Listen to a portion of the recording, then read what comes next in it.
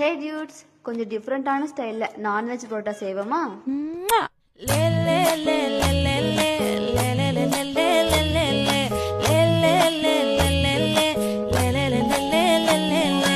பாடி என் பொட்டல முட்டாயே, சின்ன ரத்தின கொட்டாயே, உன் குங்கும பொட்ட மேல வச்சாயே.